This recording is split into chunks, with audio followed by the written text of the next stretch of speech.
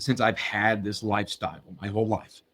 I've gotten used to it. I've developed strategies. I've developed a way to center my life around it without it necessarily limiting my life. When we talk to kids and when we talk to food allergy parents, I think we far too often focus on the fear and the limitation of it. And I think it's the natural instinct of food allergy parents to want to protect their kids, but also we can't smother them. We need to help them and facilitate their growth as individuals and find ways to make life work for their allergies, not make them live life for their allergies. Welcome to the Don't Feed the Fear podcast, where we dive into the complex world of food allergy anxiety. I'm your host, Dr. Amanda Whitehouse, food allergy anxiety psychologist and food allergy mom. Whether you're dealing with allergies yourself or supporting someone who is, join us for an empathetic and informative journey toward food allergy calm and confidence. Today's conversation is a very inspiring chat with an amazing young teenager. Devin August Sailer is here to tell you about the work that he's been doing as a nonprofit founder, a legislative advocate, working on changing the laws to improve food allergy safety in New York and in the United States. Devin lives with 31 life-threatening allergies and has turned his personal health crisis into a powerful public mission. At 17, he founded a nonprofit called Safe to Eat, which brings allergen-aware food to domestic violence and homeless shelters across New York State. Devin says something that I love, which is that he's working so that his voice will help to reshape not only laws, but lives. Devin, it is so nice to see you again. We met in Albany early this year, and I loved meeting you and seeing you in action. So I'm so glad to have you here on the show now. I'm absolutely very happy to be here. It was an honor to meet you there. I think we had a great little discussion about food allergy anxiety and the general effects of more the mental health side, which I think is sort of underspoken about and underrepresented in the community. I agree, especially from younger people who are the ones living it. There's a lot of us moms out here talking about it, not as many of us focusing on the mental health, but definitely becoming a bigger conversation. But you are the person and the kind of people that I think we need to hear from about that side of things and what's needed and where we need to go. I think sometimes the kids, it's a little embarrassing or perhaps shameful for them to speak about these sort of mental health topics, especially for the men. They sort of see it as a weakness or sort of emasculating. And so that's a stigma that I really think programs like this can help to break down and pave a new path for the future with this. Absolutely. People like you being a part of it is the most effective way for me to do that here on my platform. So thank you. And just in case people aren't familiar with you, could you introduce yourself to the audience? Well, I'm Devin August Sailer. I'm just a boy from upstate New York who happens to have 31 anaphylactic food allergies. And so throughout my life, I've always struggled with my food allergies and asthma. And so really a few years ago, I decided that I wanted to combine my personal experience with food allergies and my interest in politics and government, sort of combine them together to see how I could better the community.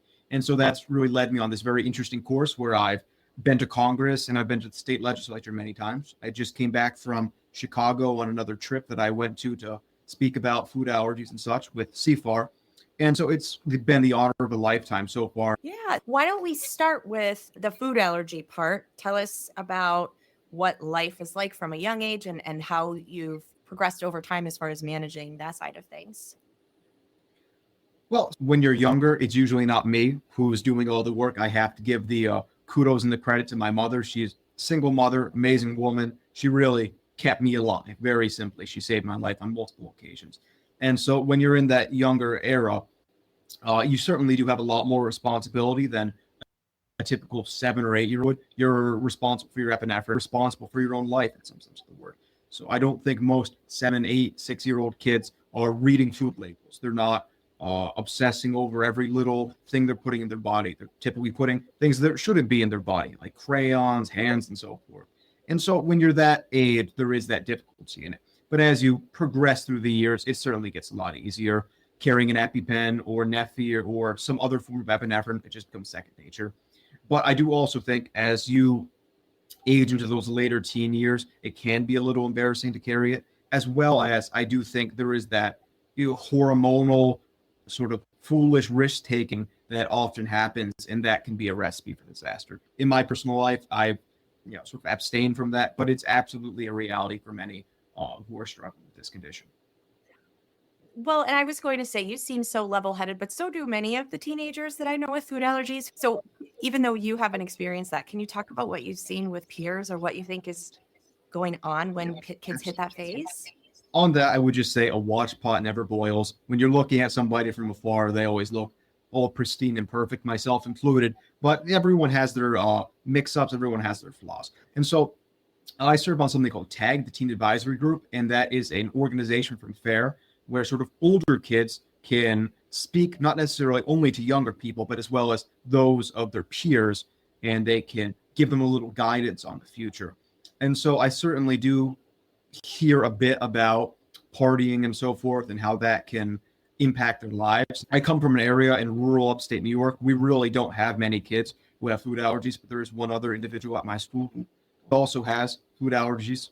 And he's spoken to me a bit about how it can be difficult in social settings. And it's not so much a shame, but just it's a little weird and clunky to carry around these giant pens all the time and constantly having to explain them. And so that can absolutely be a difficulty.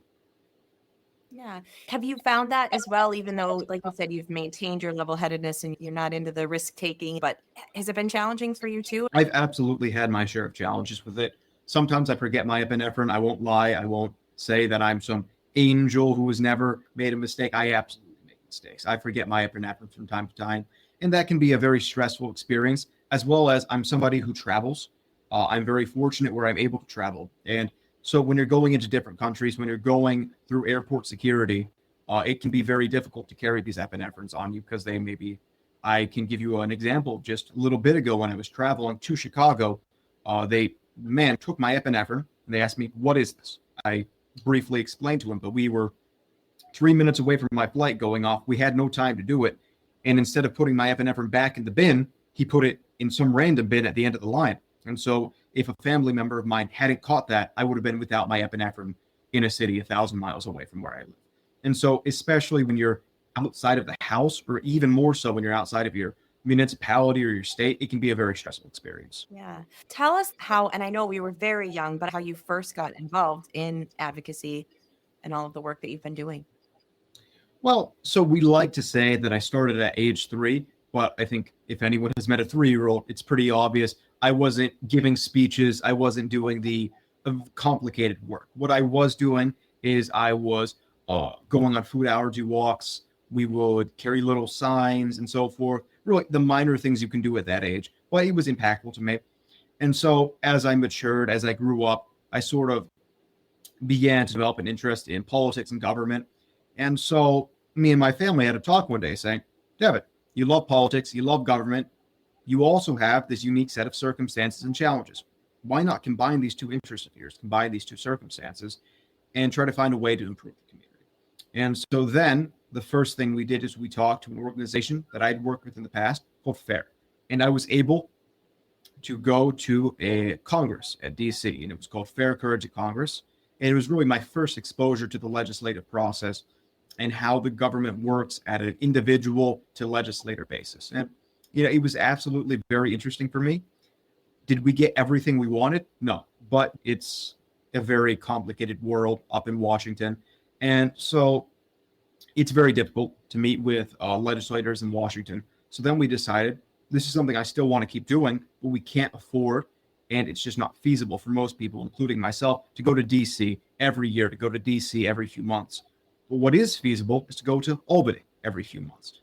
New York, that's our capital, but it's dependent on your state, obviously. And so we decided we were going to go to the state legislature now and again to advocate for new laws, to advocate for new sort of projects that we were working on. And so I worked with Food Allergy Advocates of New York, and I continue to do so. And it's a great organization. We work well together, and I'm very proud of the work we've gotten done. Absolutely. That was where I met you, was this year's Food Allergy Advocates of New York Advocacy Day. In all of your experiences with this so far, do you have a proudest moment or biggest accomplishment that you've been able to be involved with? Well, absolutely. For me, now it wasn't just me personally, but for Food Allergy Advocates of New York, I think what has to be our sort of crowning achievement is the epinephrine price cap. So epinephrine costs about $8 to manufacture with not just the medicine, but the auto injector and all. yet they could sell as high as $800. And that's every year you have to replace them. And so in the state of New York, we got it capped at $100 a year. And that is, I truly did not believe it would get passed. I thought this is a very big ask. Doesn't matter what party's in control. Doesn't matter what type of the individuals in that party's in control. This is a big ask to ask for any state legislature. But we were able to get it passed, and I was shocked, and I'm very glad that it happened. And so that has to be my and probably food allergy advocates of New York's crowning achievement, I would say. I agree. And I thank you personally for that. And I know John Terry and Tony Taylor are so influential and taking the lead on that group. And so thank you to them and everyone else for that. I'm in New York as well, as I mentioned. Very excited for this one to take place because, as you said, one of the biggest ways to stay safe is just we keep a pack, here we keep a pack at grandma and grandpa's, keep one at school, keep one at your office, and that can add up, but it's not frivolous. It's really necessary. So that is not an option for everybody the way that the pricing is right Absolutely. Now. And people shouldn't have to choose between, for instance, rent and epinephrine. It's just not a situation where we should force them to be in. And so that's why this law is so necessary and so groundbreaking, in my opinion. Politics, I think people like to say, oh, it's a game of chess where you're making very intricate motions. I really don't think that. It's really like a dominoes. You set them up, they fall. They fall short. That's just how it is. And so I'm hoping that we can have that domino effect in New York that spreads northeast, spreads down south, and then we take it all the way west. That's what I hope happens. I agree. And I would have to say, to continue on your metaphor, I think the key part of that I am learning from all of you is you have to set the dominoes back up, right? And over and over, that's the part that gets the job done eventually, is just that persistence and that hard work. And on that a bit, I think I've spoken to the legislators a bit on this. And just if anyone out there is working in this advocacy industry, anyone who's working out there in the lobbying industry, what I have repeatedly heard time and time again is just the bane of the existence of legislatures is when people come in with a bill one year, it gets rejected, and they propose the exact same bill year after year. If you don't speak to the opposition, if you don't speak to the main party and see what caused them not to support it, it's just going to keep having the same result. So you have to modify the bill. You have to take different views into account, even if it might water down the bill a little bit. I would much rather have a watered down bill than no bill at all. Right. And in time, continue to improve upon and make changes as necessary, right? Absolutely. Devin, I know one of the projects that you are so excited about is something that you have created. So please tell us all about it. Well, so over the summer, I founded a charity called Safe to Eat. And so that name comes from myself and some of the issues that people like me have when it comes to domestic violence and homeless shelters, is that they don't have food that is necessarily safe for them to eat. And so what we do is we facilitate the flow of top 9 allergen and gluten-free foods into domestic violence and homeless shelters. And so over the course of our journey so far, we've had some pretty big successes. We've delivered hundreds of pounds of food to several shelters across upstate New York. About the size of Jamaica is the area that we serve, but we want to expand. So we want to, over the next few years, expand to cover the entirety of upstate New York, and we'll see where it takes us from there. How did you get the idea for this? Well, the idea really came from my life, is that I was never in a domestic violence shelter. I was never in a homeless shelter, but I grew up in an area where we have a high population of homeless people. That, combined with my childhood, is my mother works in midwifery. We're constantly around women. We see them at the stores. They say hi to us. And a lot of them are in not great situations. And so that sort of inspired me, those two factors in my upbringing, is to say, what if I were in that situation, or somebody like me was in that situation? I don't know if I would survive that. So somebody needs to be looking out for these people. Yeah. We talk a lot about access to safe foods when there are disasters and disaster relief, bringing safe and accessible food to people. But this is another area where people are in a time of probably the most need of their lives. Yeah, I agree 100%. We're a small team. It's myself, my family, my mother, and then some people working with us. And so we're very proud of what we've accomplished. And we hope that we can bring that level of safety, that level of comfort to some of the families that we've helped out. Tell me how you start going about establishing something like that. Where do you begin with such a big undertaking? Well, the direction we chose is just to become a nonprofit. We have to get into contact with domestic violence shelters, homeless shelters, and other facilities to make sure, hey, we're somebody who exists. We intend to continue doing this. We want to have a fruitful relationship together. How can we get this started? Sometimes that can be more or less accomplishments, depending on who you call and the time of year. So for us, I would argue we were very successful. We got our goal and we're just chugging along from there. I can't tell you the ending phase because we're not there yet. I don't think we ever will be. Education is a major component of what we do every time we deliver food. We have flyers and pamphlets talking about our charity, talking about why we have to buy this food. We're not just people trying to be good Samaritans, trying to further a cause by saying, this is an issue that is unaddressed. Here's how, even if for some reason we're unable to deliver this food, here's how you can care for these people. Who are your biggest supporters so far? Well, one of our biggest supporters is Vermont Nut Free. If somebody reaches out to us, obviously we're going to speak to them. We love when that happens, but sometimes you have to give that initial push and see what happens. Sometimes we buy our own food. So if we didn't get as much as we would have necessarily wanted, we can top ourselves off. We say, okay, we'll reach into our own personal finances and buy X amount of food. That's amazing. And a huge shout out to Vermont Nut Free. They're an amazing company. They're and an amazing company. In my personal life, we're not sponsored by them. We have partnered with them. We love their products, and it's so kind of them to work with us. Well, it's so heartwarming. You know, as a kid with food allergies, when you can have like a chocolate bar or a special treat that is safe for you, it's so amazing. But especially in that situation, that is something we want to focus on because we're approaching some of what I would call the major food holidays. When you're in these situations in domestic violence shelters, in homeless shelters, you can't necessarily have that same Halloween experience. Or, for instance, Thanksgiving, where a lot of it is, for instance, pecan pies and so forth, as well as into Christmas, depending on your personal culture, depending on where you're from, where you are in this country, it can have a gargantuan amount of nuts, or you can have less. That's something else we want to make sure we can address, is that we don't think that the circumstances of your birth or your situation should prevent children from having a good holiday season. I don't think that you should have a less happy holiday season or life because of the circumstances of your birth. That's just wrong. that's such a great point. And with all the winter holidays coming up, it's a great time and a great reminder to ask people to support your organization if they are moved by this, which I'm sure they will be. And the thought of helping families in those situations is so awesome. What can people do to get involved and to help and support you? Well, to get involved, if you want to get involved with me, you can go to our website, Safe to Eat Now, or you can shoot me an email. My email is also on the website. I will talk to anybody about anything. If there's anything I could do to help people, I would love to hear it. As for how they can get involved more broadly, I think awareness is obviously a big thing that will assist my project and other projects like it across our country and hopefully across the globe. But as well as it is just to maybe have this inspire you to donate to a facility in your area. Maybe have this be a reminder that in more rural areas, even outside of more metropolitan communities, there's also a need for this. So if you want to make a donation to an domestic violence shelter in your area, do you accept financial donations or food, or are you encouraging people to donate more directly to the facilities only?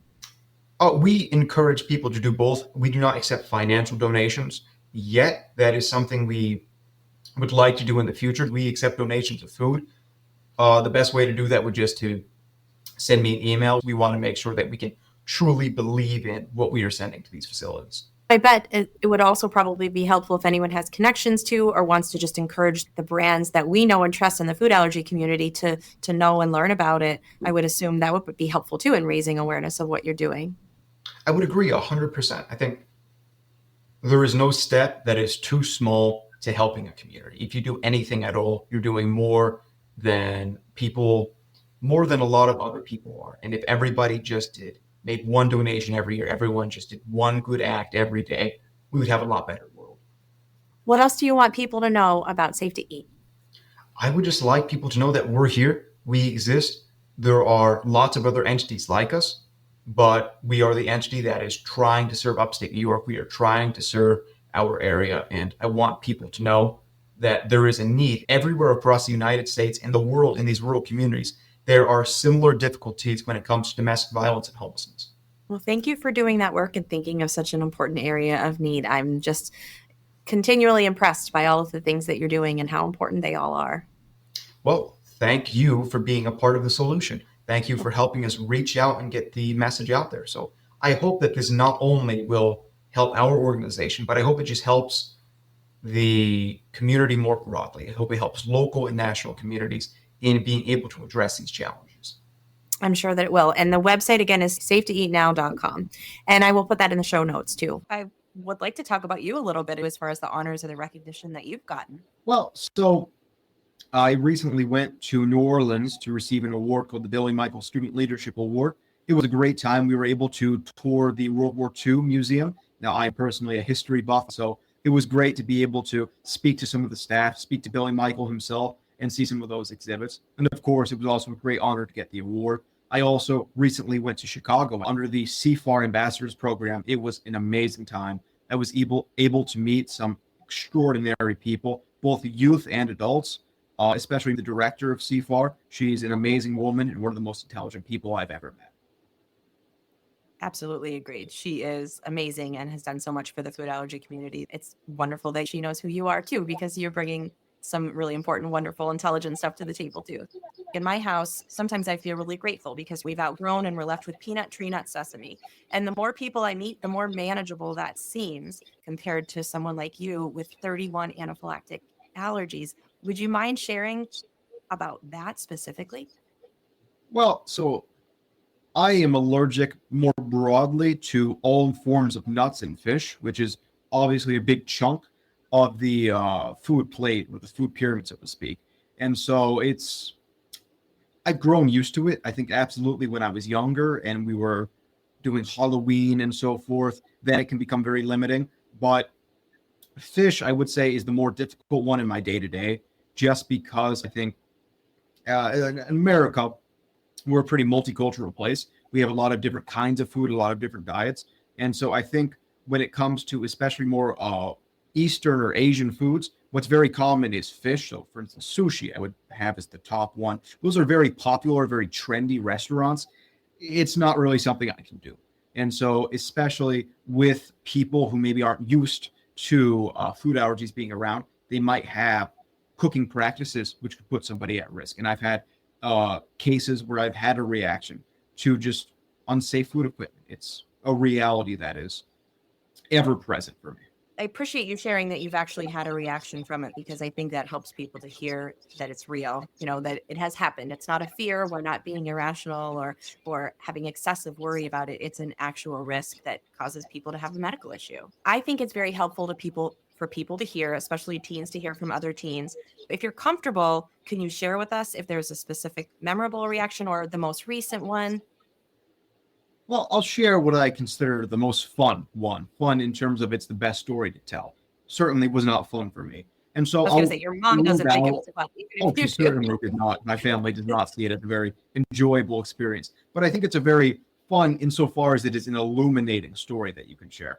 And so I consider it that because this is a story where me, my mother, my sister, we did everything right. And we still got, screwed over in the end.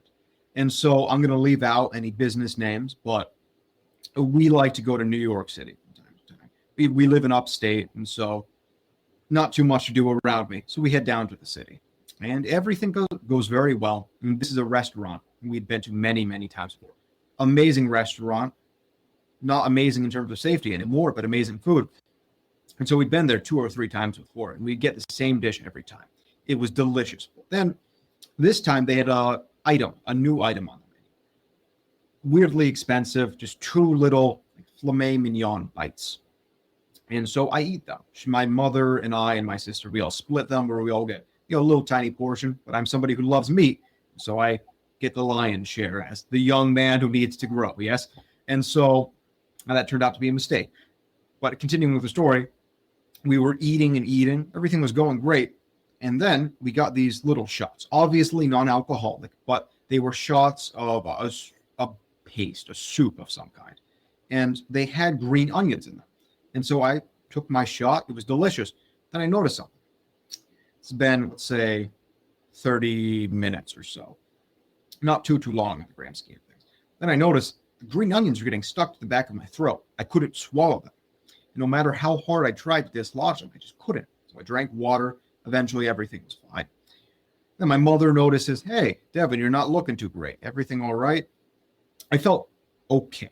So I just took Benadryl. My mother figured this is just idiopathic angioedema, which is a condition I have. We were hoping everything is fine. We'd ate there so many times before, we figured everything was fine. So we finish our food and we start walking to the train station. We had taken a train from Albany to Poughkeepsie and then to New York. And so as we're walking there, my family realizes, hey, Dad, everything all right? You're breathing a little bit weird. You're not looking too great. And so eventually I'm able to walk there. Everything's okay. But then I sit down. As I sit down, my mother starts to get pretty concerned. And so we just keep giving me Benadryl. And because we have a train we have to take. And if we don't take this train, we have no place to stay in New York City. We have no way out of New York City. And being that we live hours and hours away, that's not a good situation to be in. So we have to make a very important decision. Are we going to go to the hospital or are we going to catch this train? Now, I'm here, so we obviously made the correct decision. We went to the hospital. And so at that point, it became very clear I was not okay. We called a taxi. We waved them down. And in that taxi, I had to give myself an epinephrine auto-injector. I used the generic version of an EpiPen. And up until this point, it was very difficult to breathe. My nose was running. Everything felt bad. It was not a fun time. So once I injected myself, there was that immediate sensation of relief. Now, was everything just good and dandy? Absolutely. But there was that immediate relief. And so at this point, there are now two stories. There is the story I tell, which is the cab pulled over and I triumphantly marched into the hospital. We were told we had to go down another flight of stairs or another ramp or so. And I triumphantly stroll in. And for some reason, these fools at the hospital decide to make me go into this wheelchair. That's my story. Now, where my family would tell it differently is I am barely able to walk and they have to drag me into the hospital where I am then obviously seated in a wheelchair, being that I am unable to move. And so then I am brought into the hospital. They treat me, and the hospital staff were very kind to us. We were allowed to stay there over the night. Everything turned out fine. And I obviously survived. And so that is what I consider the most illuminating experience, but that's not the worst part. Because you see, up until this point, we don't know what caused the reaction. Everything seemed normal. And so after the fact, my mother gets on the phone with this restaurant, unnamed.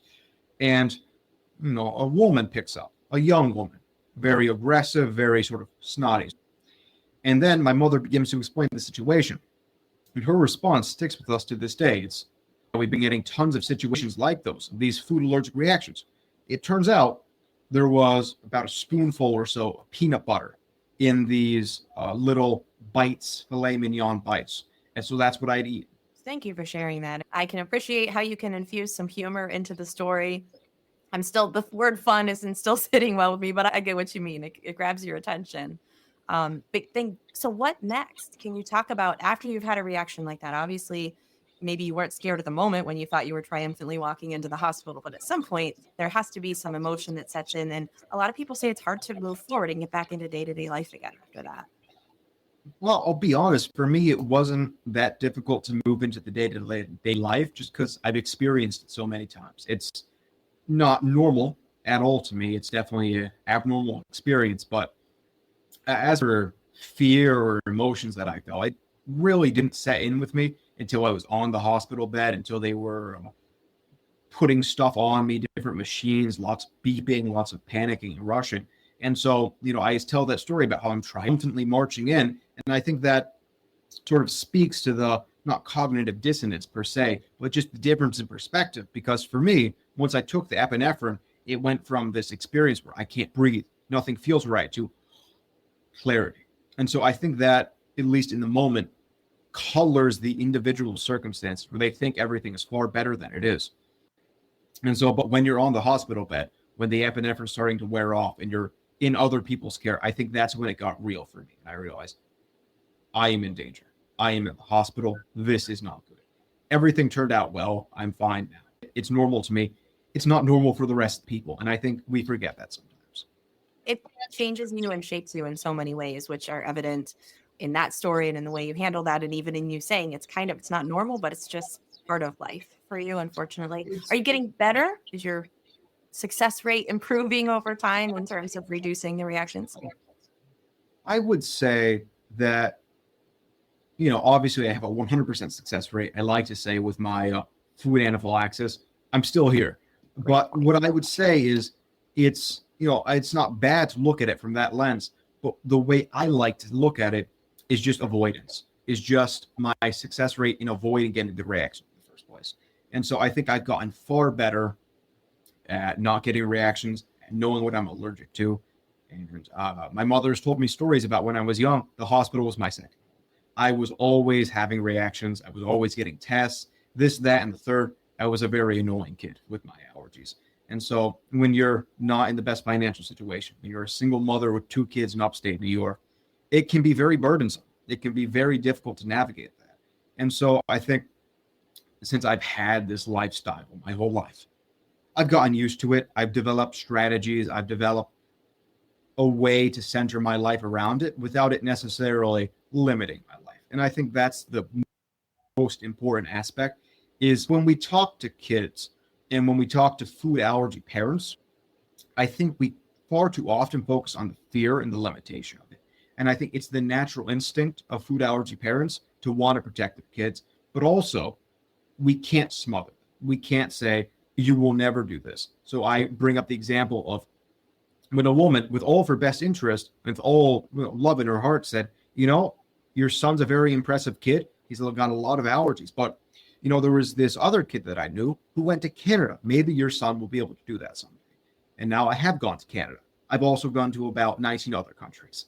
And so I think it's not out of a place of malice or a place of pity, but even when we're speaking with the best of intentions, I think we sometimes put kids down when we speak like that. And so I think it's very important to remember these are going to be adults someday, and we need to help them and facilitate their growth as individuals and find ways to make life work for their allergies, not make them live life for their allergies. Yeah. Thank you so much for saying that. I love that you don't have to be in the allergy box or whatever other thing we as other people outside of it think we have to pity this child or that they are limited by or because of, right? And that happens in school a lot is people I've spoken to them at TAG, at CFAR, at this, that, and the third is what I hear time and time again is they don't like to be known as the allergy kid.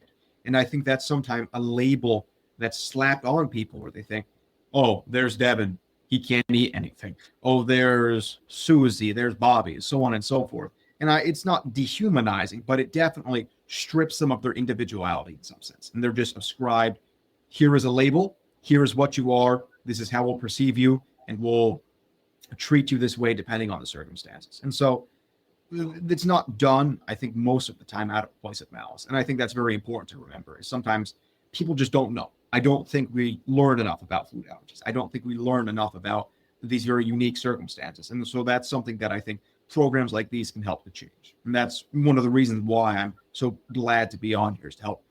If I can educate one person, I think I've accomplished my goal. Yeah. Well, I know you're educating way more than one person. You've so many other places besides here on this show with me. You're making such a big difference. And I think showing through your life that you're not one dimensional, right? There's so much you have to do. There's no limits. So I was wondering if we can wrap up by you telling us what your goals are. I think we're going to see big things from you in the future. What might they be? Well, I hope that I can do big things in the future. My immediate goal is just to get into a good college. I don't know exactly where. I don't know exactly what. And I'm okay with that. I think I just sort of got to roll with the punches, see where life takes me, and adjust the sails. And so immediately, I want to do good in my last year of high school, get into a good college, get into a good swing at college. And I don't want to be limited at college. Now, I'm not somebody who likes to party. I'm not somebody who loves going to the raves or whatnot, but I also want to have a good college experience. And I think if I'm able to do that and develop some tips, develop some habits, and then maybe teach some of the kids going into college or going into high school how they can do that, I think that is going to be very rewarding for me. and just some way where I can pass on my knowledge to the future generations and those who have had similar circumstances to me. I have no doubt that you'll be able to find a way to navigate that and do that. And I'm saying big things in your future, but you're already doing big things. And so thank you for that and all of the work Well, that you thank do you. for everyone in the food allergy community.